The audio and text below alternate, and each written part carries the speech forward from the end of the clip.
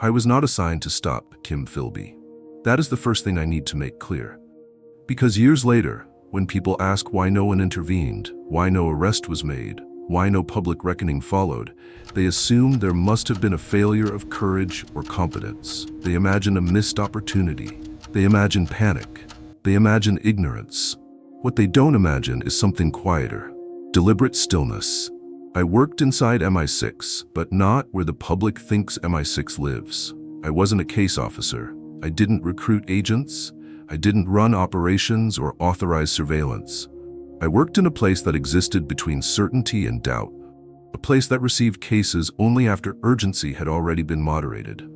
By the time something arrived on my desk, the question was rarely what should be done. It was what would happen if nothing was done at all. The Philby file arrived on a Tuesday. No escort, no verbal handoff, no emphasis, just a manila folder, thin, almost apologetic in appearance, placed on my desk sometime between lunch and the afternoon lull. The name on the cover was typed, not stamped. Philby HAR, no red markings, no urgent notation, no protective sleeve. Urgent files announced themselves, this one whispered. I opened it expecting disorder. I didn't find any. The first pages were immaculate, chronological, confident, written by men who believed they still controlled the narrative. Dates aligned, reports reinforced one another. Assessments were delivered with cautious authority. Then the tone shifted, not suddenly, quietly. Sentences grew longer, language softened, phrases like appears to suggest and cannot be conclusively determined replaced certainty. It was the language of retreat. By the time Kim Philby became my problem, he was no longer a secret. That matters. This was not discovery. This was not revelation. Within MI6, suspicion about Philby had existed for years. It circulated unevenly, appearing in fragments, surfacing in isolated departments, fading before it could harden into action. One section suspected him in the late 1940s. Another raised concerns in the early 1950s. Years later, those same concerns were revisited, only to find the trail cooled, or deliberately cooled. The issue was never lack of information. It was timing. Suspicion only works when it is synchronized. Philby's never was.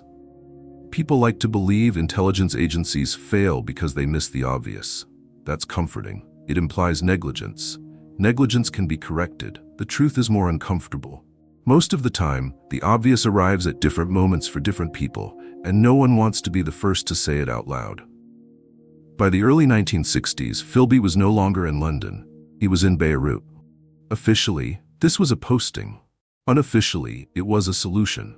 Distance dulls urgency. Files age faster when their subject is far away. Questions become administrative instead of existential. From Beirut, Philby continued to work. He filed reports, he attended social gatherings, he remained useful, and crucially, he was no longer present in the corridors where suspicion had once circulated. That was when my office became involved. Not by instruction, not by order. There was no memo stating that the Philby situation had entered a new phase.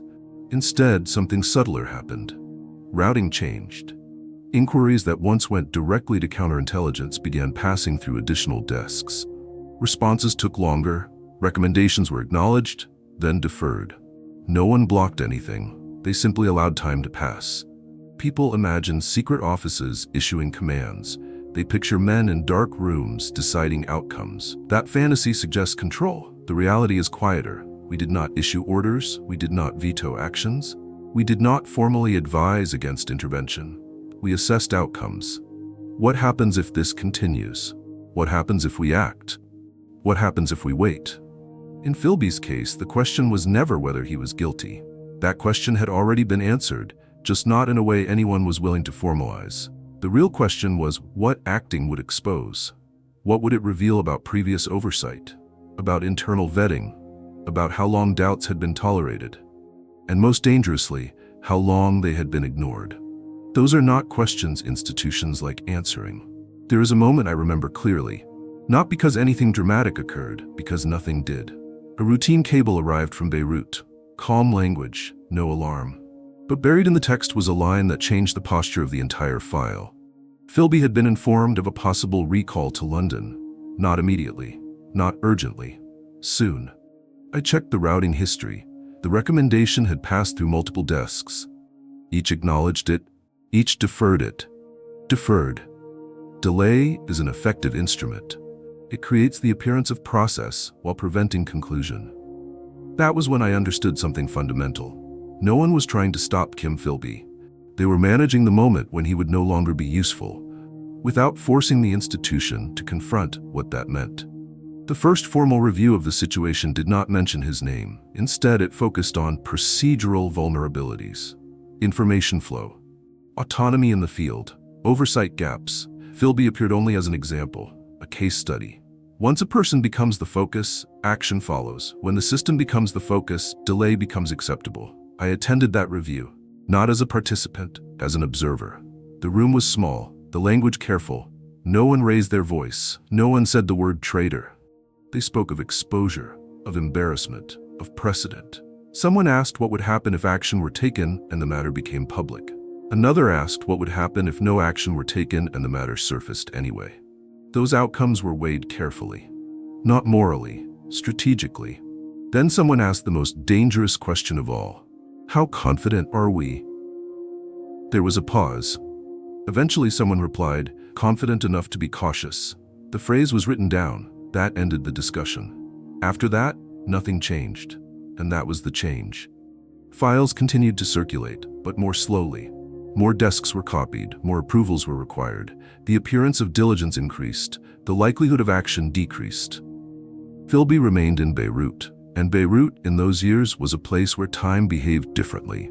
Busy enough to feel important, chaotic enough to obscure patterns, distant enough to defer responsibility. Philby understood systems, he understood tone, he understood silence. Messages that once received quick replies now took days. Requests were met with formal language. He was not frozen out, he was left alone. Isolation is a signal. It tells you the system is watching, but has not decided what to do. Inside my office, the language changed again. Philby was no longer discussed as a problem to be solved. He became a scenario to be managed. What if he delays? What if he leaves? What if he disappears? Not warnings, hypotheticals. Hypotheticals create distance. At some point, a decision was made. Not a decision to act, a decision to prepare. That distinction mattered. Preparation can always be justified later. Action cannot. Draft statements were circulated. Neutral language, carefully structured uncertainty, phrases designed to explain without accusing. No one said he escaped. They said his whereabouts became unclear. I saw a handwritten note attached to an early draft. If he leaves, it will not be because we failed to stop him. The sentence was underlined twice. In the next revision, it was gone, replaced by something safer. Procedural. That was the moment I understood the direction this was heading. By the time anyone could have stopped him, the system had already decided what mattered more. Not whether he was guilty, but whether stopping him was worth the cost. From that moment on, it was no longer a question of action, only timing.